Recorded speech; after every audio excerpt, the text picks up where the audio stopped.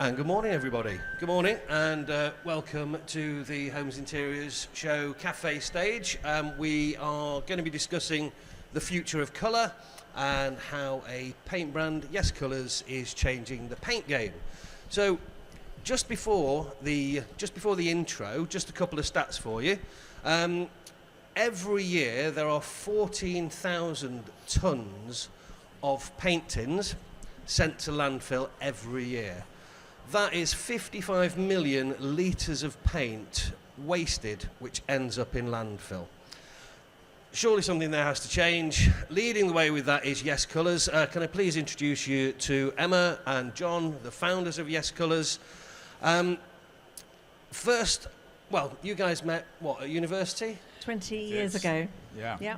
Right, okay, so what we're going to talk about is we're going to talk about the future of colour. That is a very bold statement. We'll come to that in due course. But first of all, I want to talk about is how YesColours is changing the paint game, and perhaps you can start with telling us what it is that YesColours are doing that's relevant. Yeah, certainly. First of all, thank you for inviting us. It's good to be here.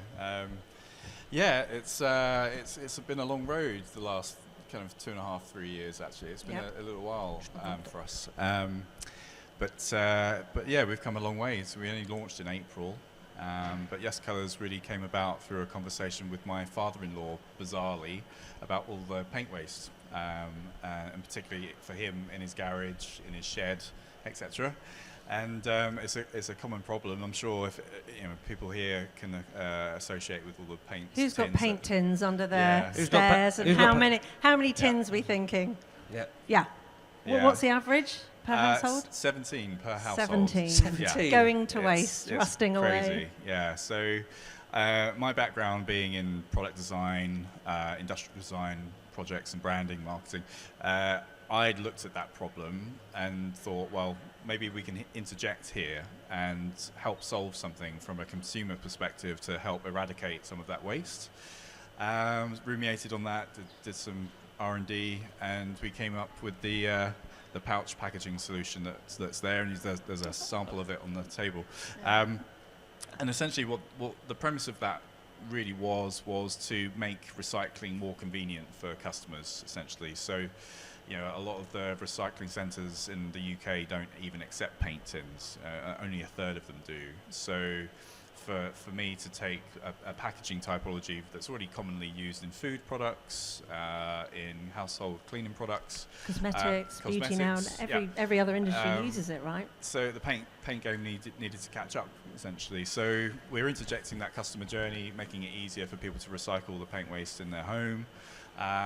Tins aren't evil.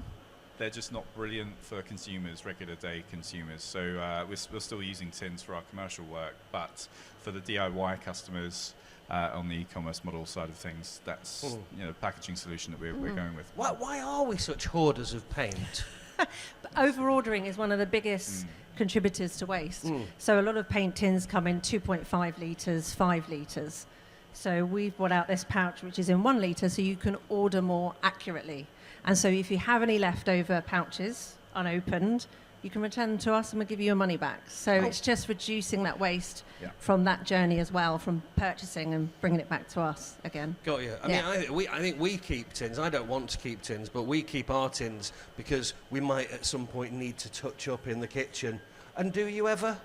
No, you never do. Or if you do, when you open that tin, it's rusty. You've got the gunk around the rim, and so tins aren't bad, but unfortunately they do get the rust and you've got the gunk, whereas in here the longevity of the paint should be more of a higher quality. Yeah. So as a brand, YesColours, very young brand, launched April.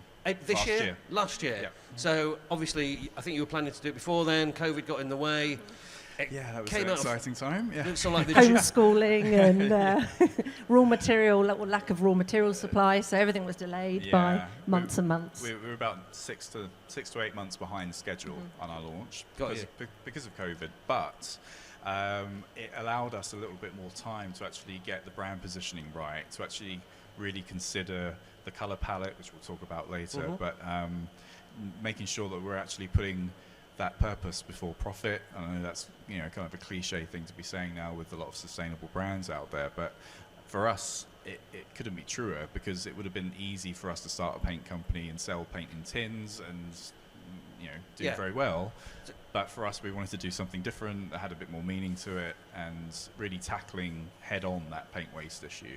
And really since then it's grown into something far more broad in terms of its ambitions. Well, so that was going to be my next question, essentially. So you had this sort of light bulb moment when you were having a conversation with your father-in-law, tins in the garage. But I mean, it is a brand that is very strong on values, isn't it? So how much of it was light bulb, and how much of it is value driven? Well, I mean, we constantly have light bulb moments. I think that's probably a problem. But the values came straight after. Once you knew the packaging, it was the first thing we wanted to decide on and work on for the brand. Yeah, exactly. It was everything stemmed from that sustainability issue, and then we built everything around that, essentially, in terms of our approach to colour. Our approach to health and well-being, which I think is very important for any kind of consumer brand at the moment.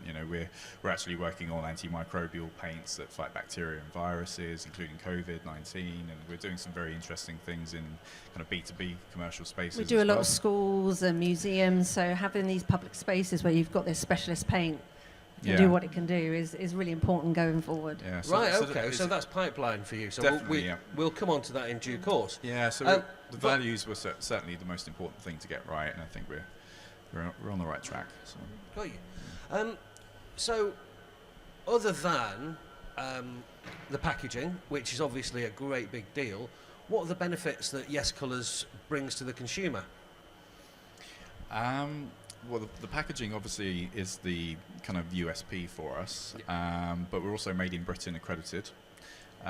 So we're not a brand that's importing our paints, essentially. We're supporting British manufacturing, British engineering, our innovation kind of roadmap as well with the paints. As I mentioned, we're working on antimicrobials. We're also working on revised packaging as well this year. We're also looking at material development for our packaging, as well as our outer box packages as well. So no one's perfect. So this is sort of stage one, and then stage two is this would be made of more recyclable materials, and then stage three could be protein plastics. There's so much to develop and evolve into. Oh, fantastic. So in relation to what you're doing, kind of the word disruption has been bandied around quite a bit. How does that sit with you? And do you see this as being a disruptive product? We do. I think the disruptor brand kind of tag is bandied around a lot, as you mentioned. It's kind of trendy to be a disruptor brand, but I can't recall another brand in the paint sector that's done something quite as radical as what we're doing. But at the same measure, that wasn't the purpose of doing it.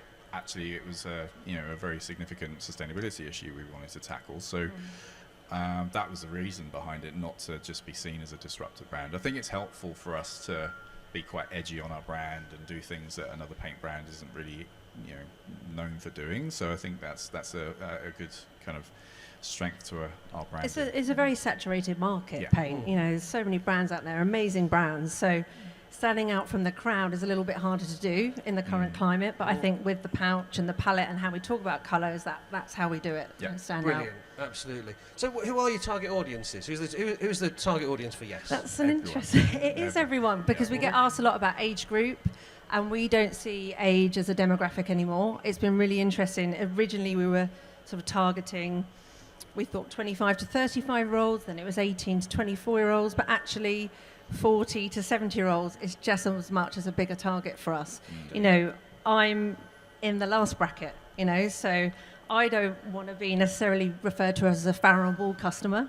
I can express myself through colour, and I want a palette that reflects my self-expression and identity, and it's colourful, and I've got confidence, and it's bold. So we've realised actually age isn't the issue. Actually, it's the kind of... There's no rules, there's no style, there's no aesthetic. You do what you want to do with these colours, and how you connect with the colour is the most important thing. Brilliant. And colour. And I know how passionate you are about colour. We're going to get right on to colour in just a second. But just obviously, young company, how has year one been for you? It's been challenging. I think it's been challenging for everybody out there. But what we're finding, though, in the market, obviously it's a very competitive market. But we're setting our sights lower than a few of the other competitors out there, and I think we're taking things quite steady and focusing on projects, whether that be for charities or B2B clients or architects, interior designers. We're focusing on projects that are actually going to really drive the values of YesColours rather than just the revenues. You know, I think we're kind of going slow and steady at this point. There's a lot more to come for us this year. But Brilliant. Okay, well, we will discuss pipeline before we finish up, definitely. So let's move on to colour, because this is, this is what we really want to talk about. There you go.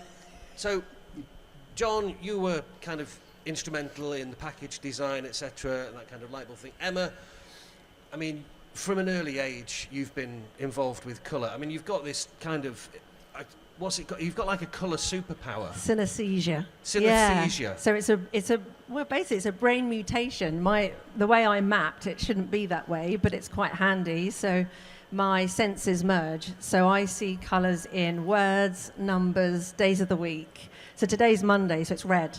And again, it's an emotion as well. So it's a positive red, lots of energy. Don't like Tuesdays so much because they're blue and it's quite negative, and I get quite agitated on a Tuesday. Tuesdays are fun. So the research shown so far with synesthesia is that you're 8 times more likely to have probably become a creative or an artist or a writer. There's not been much research done on it. I think it only started in the late 90s. So, and that's what happened. I was obsessed with art from the age of 2. I've painted all my life. Every career I've had has been museums or fashion or agency work. So creativity was always going to be the path for me. Fantastic. So, and has synesthesia, has that helped you with your choice of colours and how you've gone about building your palette? I think about colour all the time and quite obsessed with it. But I think when John came to me, and like we said, we've been friends for years, so I knew that he had this light bulb moment, and he shared it with me every week. And it got to a point that we knew about the packaging. I was like, right, we need a palette. And how are we going to stand out? You know, there's, like we said, so many brands out there with that very heritage or period house kind of aesthetic and very muted tones and lots of greys and khakis, and we looked at trend predictions and colour predictions, and it just didn't feel right for us.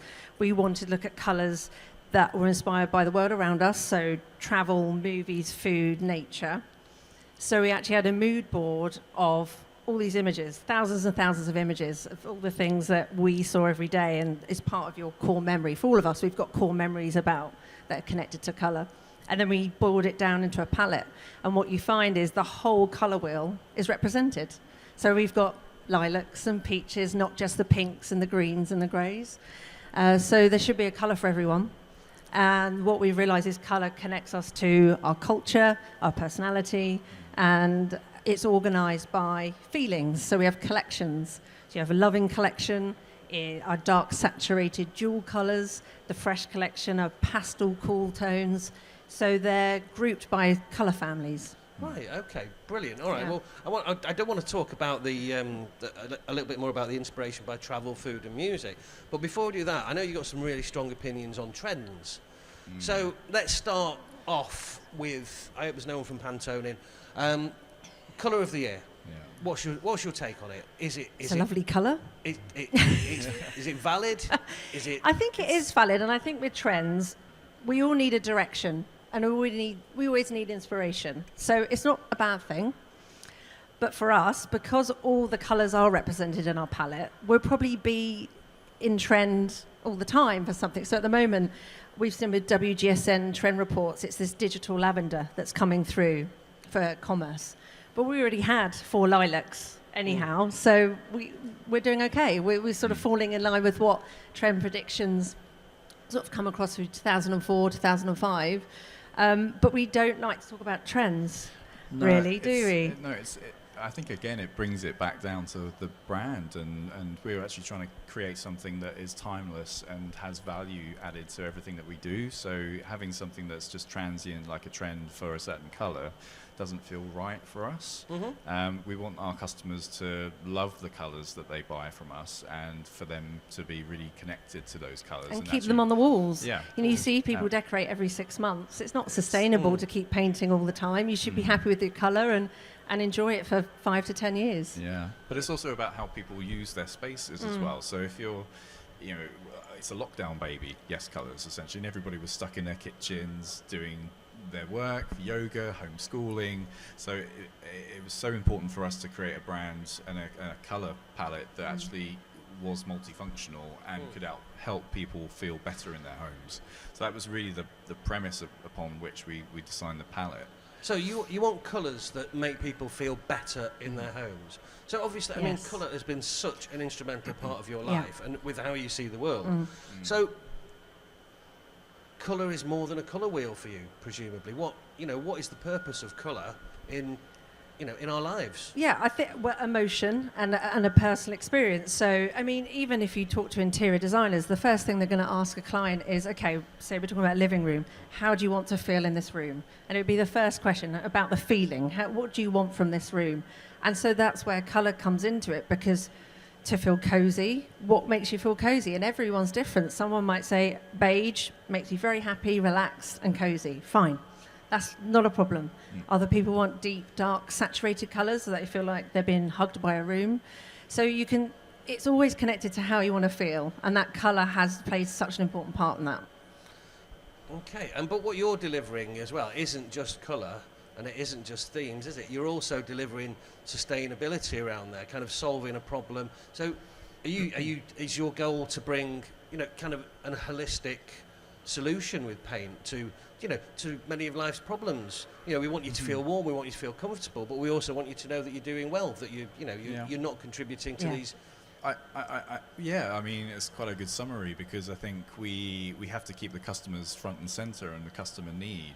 It's not about us just pushing paint and pouches to people that people don't need. It's actually, how do we make people feel better in their homes, in their workspaces, in their environments, really. And we can do that through color, but also you can buy paint from us without having that level of difficulty in terms of recycling, or that level of kind of consumer guilt that you've actually bought something that's actually less harmful to the planet through us. And it's a consumer choice at the end of the day. It depends on people's values. And it's just different ways of making you feel good, isn't it? Yeah. Really. So how is a palette inspired by food? So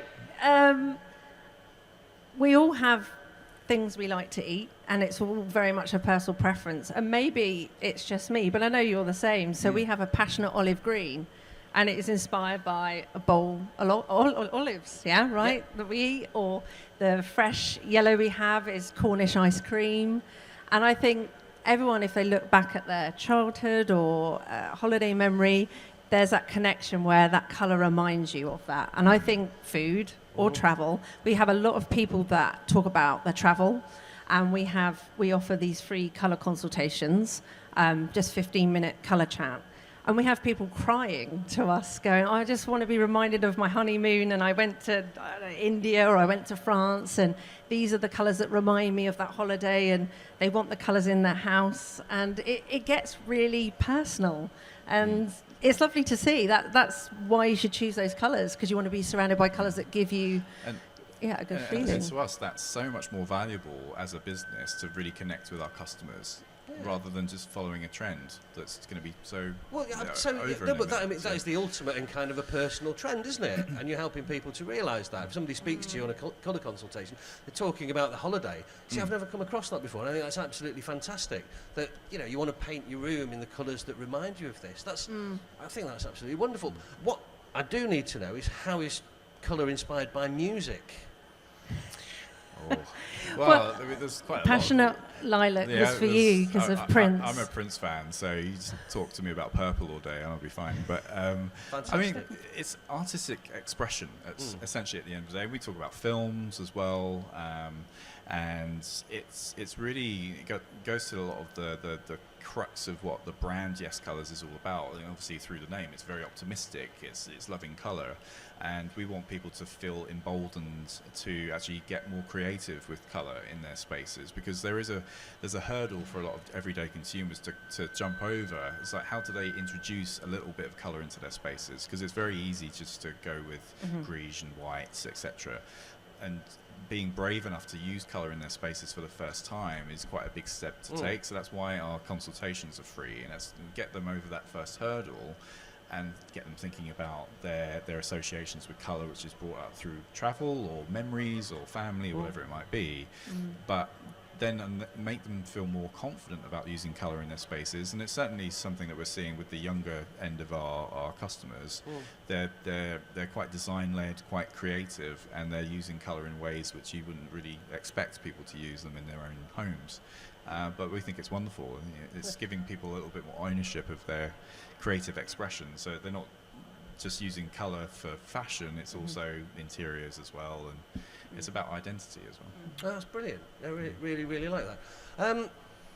That's fantastic. So that's kind of where the colours come from, the inspiration comes from.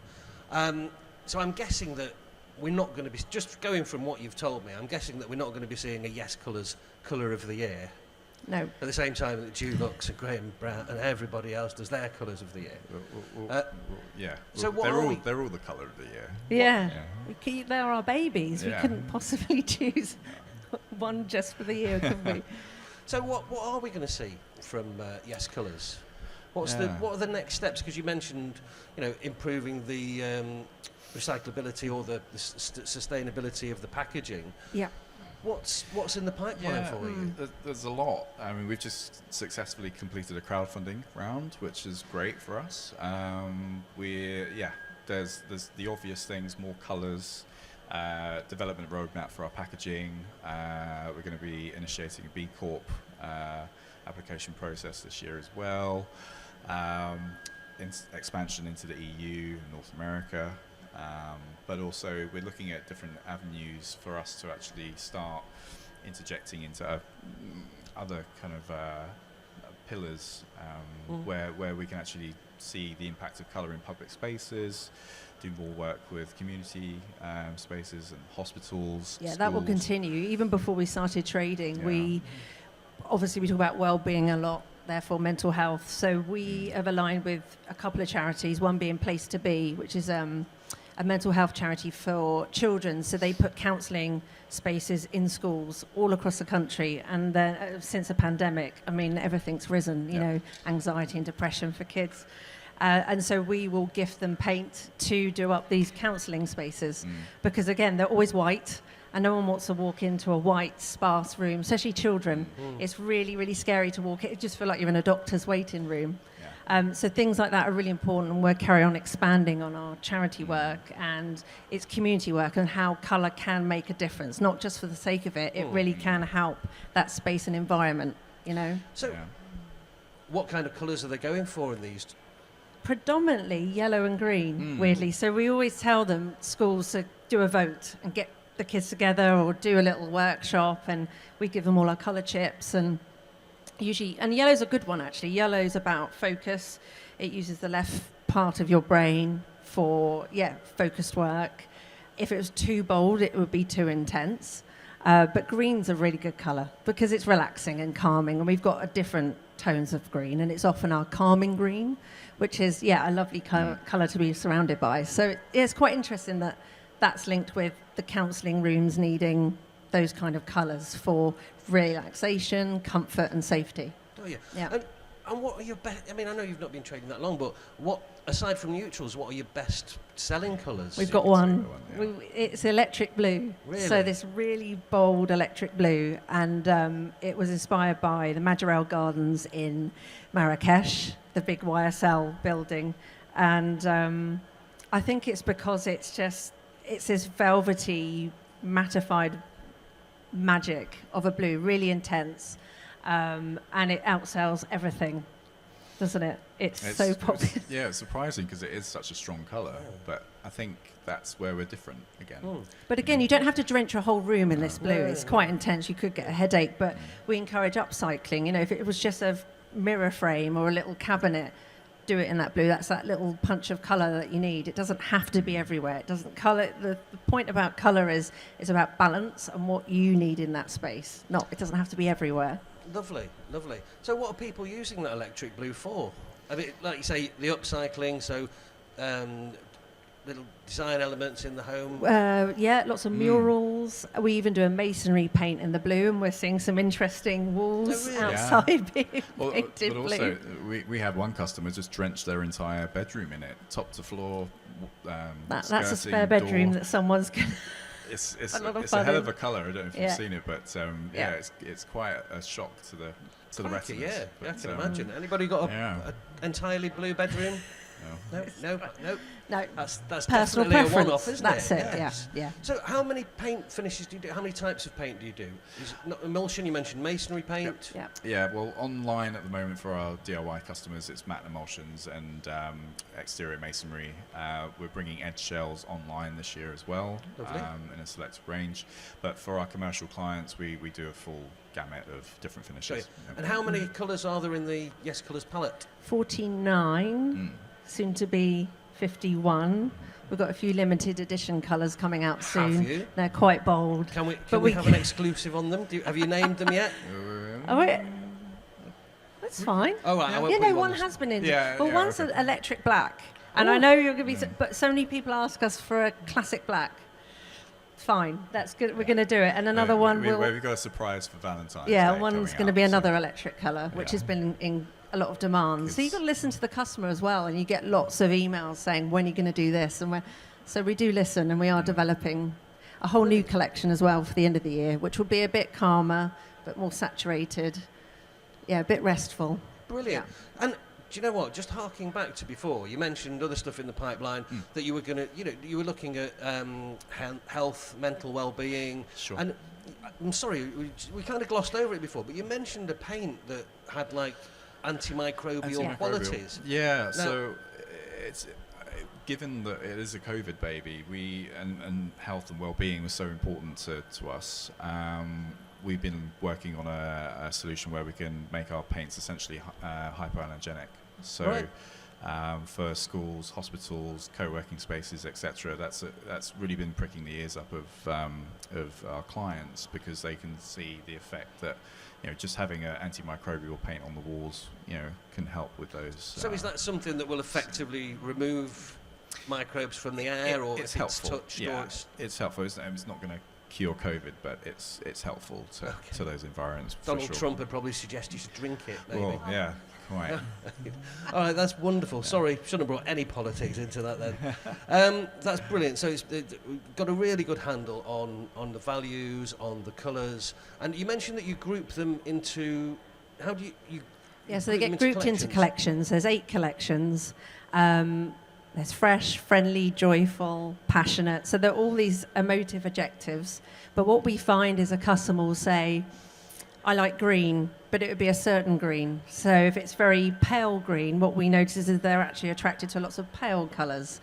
Or if it's a deeper green, it's probably because they're quite attracted to these saturated, more jewel-like colours. So they're sort of grouped in their tones rather than spread everywhere. I've decorated all my flats and where I've lived, and you open these colour cards and there's about 72 beiges and whites, and I just don't know how. I mean, it's such an overwhelm. Where do you begin?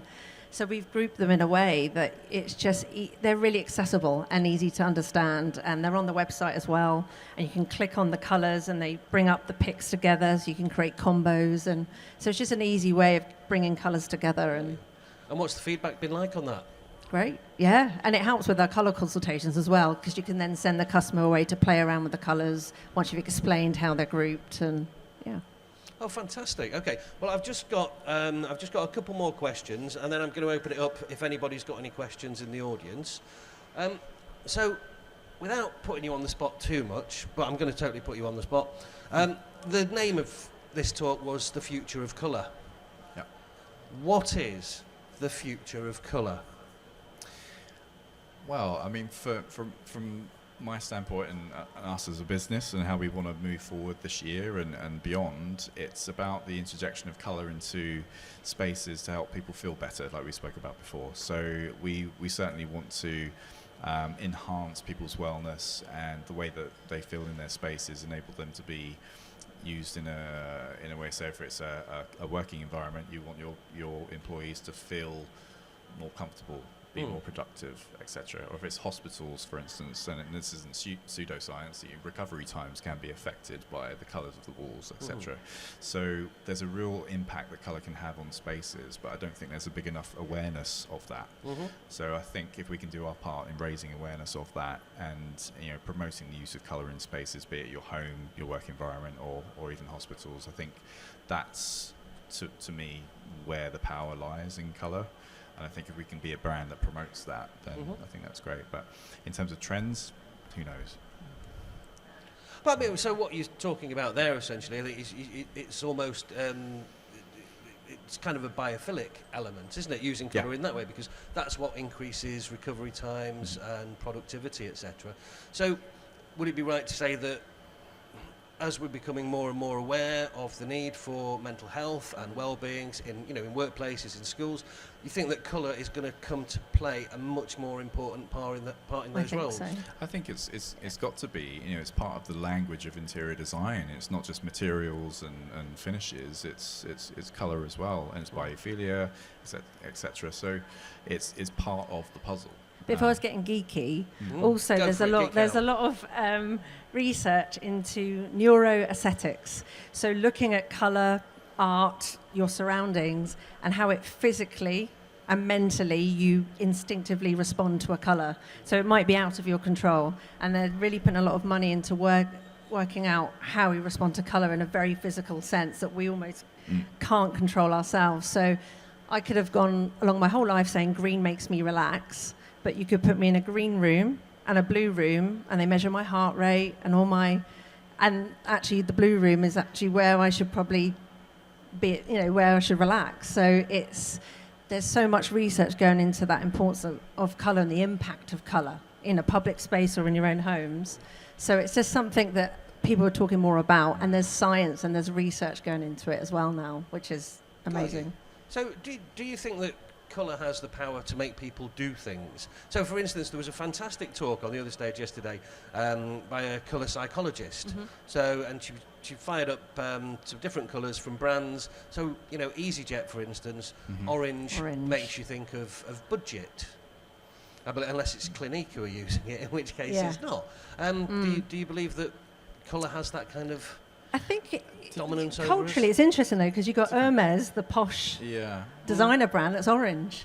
So they'd probably be quite offended if we said they were budget. But it's depending on your cultural connection to that colour. So us with EasyJet, we all might do that, right? Yeah, I think it's subjective.